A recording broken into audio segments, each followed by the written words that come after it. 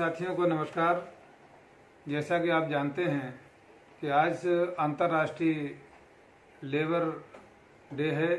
मजदूर दिवस के नाम से सारी दुनिया में इसको मनाया जाता है 1 मई को। लेकिन बड़ी तकलीफ की बात है कि आज सारा देश कोविड-19 से प्रभावित है, उससे पीड़ित है।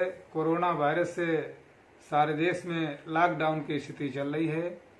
और आज लेबर डे भी है, मजदूर दिवस है। इस मजदूर दिवस पर अगर सबसे ज़्यादा दुनिया में कोई मजबूर है, तबाह है, परेशान है, बेबस है, लाचार है, तो वो केवल और केवल मजदूर है।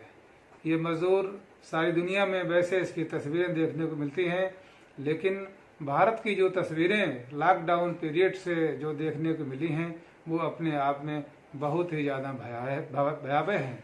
हम सुनते थे, देखते थे कि जब देश का बंटवारा हुआ था, पाकिस्तान भारत का बंटवारा हुआ था, और उस दौर में हम नहीं थे, मगर उस टाइम की कुछ फोटोग्राफ्स, कुछ वीडियो नेट के माध्यम से देखने को मिल जाती हैं, तो उन चित्रों को देखकर ही दिल दहल जाता है।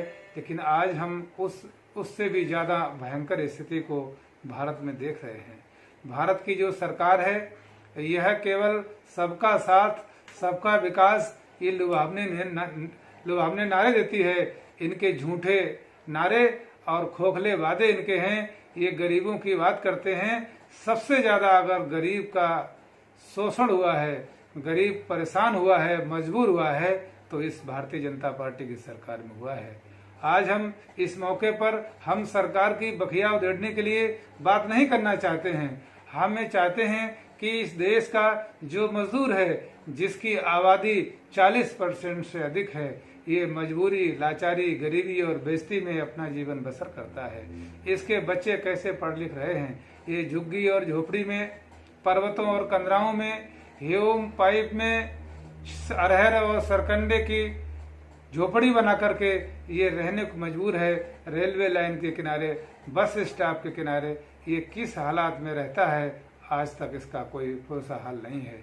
इस लेबर वर्ग को राहत देने के लिए जब एक दौर था जब मजदूरों से 12 से लेकर 14 घंटे तक मजदूरी कराई जाती थी, ऐसे समय में जब भारत में 22 राय की काउंसिल बनी, बाबा साहब डॉक्टर अंबेडकर जब उस 22 राय काउंसिल में श्रम सदस्य के रूप में नियुक्त किए गए, तो बाबा साहब डॉक्टर अंबेडकर ने उस काउंसिल में सबसे पहले ये बात रखी है कि जो इस देश का निर्माता है, जो इस विश्व का निर्माता है, जिसके हाथ में, जिसके दिमाग में, जिसके शरीर में मेहनत के अलावा कुछ नहीं है, पढ़ा लिखा नहीं है, वो केवल मजदूरी करता है, श्रम शक्ति ही उसके पास में है, और इसका 12 से लेकर 14 घंटे, 16 घंटे तक इससे मजदूरी कराई जाती है।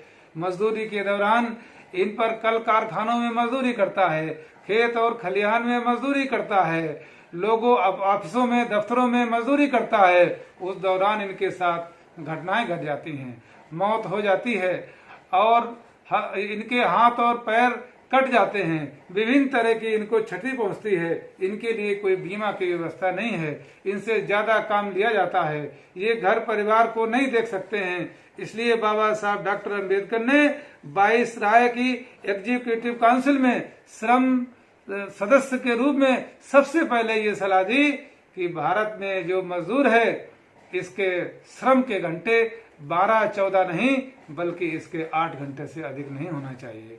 तो आज हम ऐसे मजदूर दिवस पर, ऐसे समय पर हम जहां मजदूर भाइयों को नमन करते हैं, जिन्होंने इस देश में सुई से लेकर हवाई जहाज तक बनाने का काम किया है, और आज वो लाखों की संख्या में भारत की सड़क पर 4-4, 6-6 दिन के भूखे दर बदर भटक रहे हैं। उनके बच्चे, उनकी पत्नियां, उनका गद्दा और रजाई लपेटे, उनकी जो भी गृहस्थी है, उसी गृहस्थी को लेकर जब वो रोड पे चलते हैं, और कई लोगों की सूचनाएं आई हैं कि भूख से उनकी मौत हो गई है, तो ऐसे मौके पर उनके श्रम के घंटों को कम करने का काम बाबा साहब डॉक्टर अंबेडकर ने किया। इसलिए हम बाबा साहब डॉक्टर अंबेडकर को भी नमन करते हैं। और बाबा साहब डॉक्टर अंबेडकर ने मजदूर वर्ग के 8 घंटे ही नहीं कराए, बल्कि जो हमारी महिलाएं हैं, बहनें हैं, माताएं हैं, जब वो काम करती हैं किसी सरकारी दफ्तर में, किसी प्राइवेट ऑफिस में काम करती हैं, तो उनको जब प्रसव होता था तो उस समय उनको छुट्टी नहीं मिलती थी, या छुट्टी के दौरान उनकी मजदूरी, मेहनताना पारिश्रमिक काट लिया जाता था। बाबा साहब डॉक्टर अंबेडकर ने ये कानूनी प्रावधान किया कि जो महिलाएं ऐसे काम में लगी हैं उन महिलाओं को मैटरनिटी लीव दी जाए। जब वो छुट्टी मिलती है तो उन छुट्टी के दौरान उनका पारिश्रमिक नहीं काटा जाता है। ये भी परम पूज्य बाबा साहब डॉक्टर अंबेडकर की देन है। और इतना ही नहीं, मजदूरों के लिए जो बेगार लोग कराया करते थे, दबंग लोग होते थे, चूंकि भारत एक जाति प्रधान देश है, इस देश में दबंग और गुंडागर्दी करने वाले लोग रहे हैं, बेगारी मजदूरी कराने वाले लोग रहे हैं। ये मजदूरी कराते थे और उसका पारिश्रमिक भी नहीं देते थे, भूखों लोग मरने को मजबूर होते थे। ऐसे लोगों से निजात दिलाने के लिए बाबा साहब डॉक्टर अंबेडकर ने कानून के माध्यम से इनको न्यूनतम मजदूरी कानून का भी प्रावधान किया है।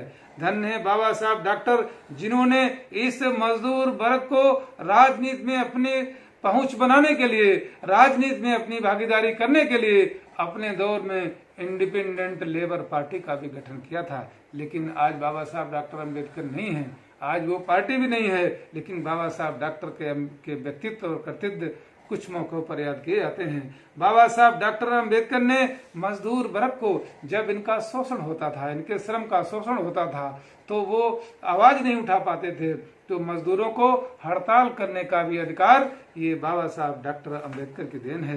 बाबा साहब डॉक्टर अंबेडकर ने मुंबई म्यूनिसिपल कामगार यूनियन की स्थापना कराई। इस कामगार यूनियन के माध्यम से हमारे मजदूर वर्ग शोषण के खिलाफ आवाज उठाते थे, जिसमें उनकी कुछ न कुछ मांगें मान ली जाती थी। बाबा साहब डॉक्टर अंबेडकर की देन ही रही है कि राज्य कर्मचारियों का बीमा का प्रावधान किया गया है। ये बाबा साहब डॉक्टर अंबेडकर की देन रही है। और जो डियरनेस अलाउंस जो नहीं मिलता था, जिसका प्रावधान नहीं था, ये भी बाबा साहब डॉक्टर अंबेडकर ने, महंगाई भत्ते का प्रावधान ये बाबा साहब डॉक्टर अंबेडकर के प्रयासों से हुआ है।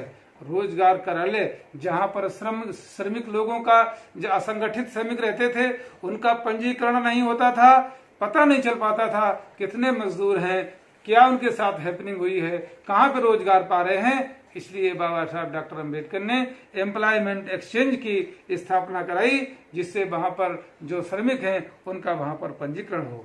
और इतना नहीं, माइका माइंस में जो अबरक खान की खदानें थी, जो अबरक की खान थी, वहां पर बाबा साहब डॉक्टर अंबेडकर ने श्रम कल्याण निधि की स्थापना की, जिससे मजदूर वर्ग को राहत मिली।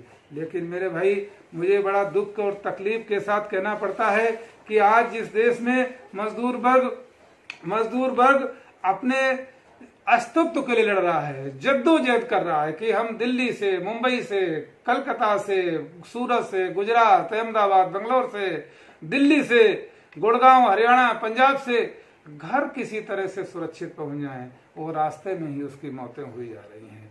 कोरोना से जितनी मौतें नहीं हुई हैं, उससे ज्यादा मौतें तो ये मजदूरों के साथ हो रही हैं। तो इसलिए जो मजदूर वर्ग है वही इस देश का भाग्य विधाता भी कहा जाता है, वही इस देश का निर्माता कहा जाता है। भारत की सरकार अपने सभी कर्मचारियों से, सभी अधिकारियों से चारों तरफ से धन इकट्ठा करने लगी है प्रधानमंत्री केयर फंड में। और उस केयर फंड में कितना पैसा अभी तक आया है, कहां कहां खर्च किया है, इसका अभी तक कोई हिसाब नहीं दिया है।